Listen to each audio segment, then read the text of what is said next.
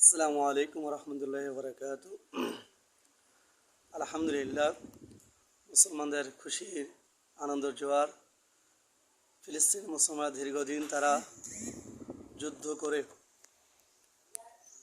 মা বোনদের রক্তের বিনিময়, হাজারো শিশুদের আর্তনাদের বিনিময় আল্লাহ রাব্বুল আলামিন ফিলিস্তিনি মুসলমানদের বিজয় ঘোষণার ব্যবস্থা করে দিয়েছেন।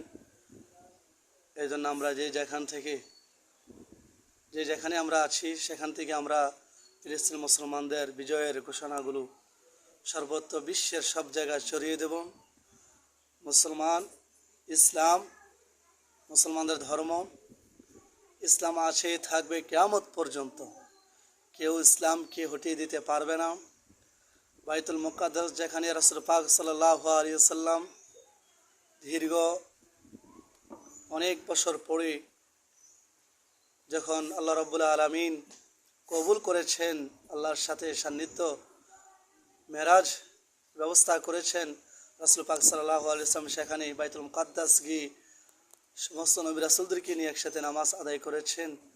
সেই ফিলিস্তিন মুসলমানরা তারা বাইতুল মুকাদ্দাসকে বিজয় করার জন্য, বাইতুল মুকাদ্দাসকে রক্ষা করার জন্য তাদের নিজের তাজা রক্ত রাজপথে বিলিয়ে দিয়ে আজ তারা তাদের মুখের হাসিটুকু বিশ্বের সর্ব জায়গা ছড়িয়ে দিয়েছেন।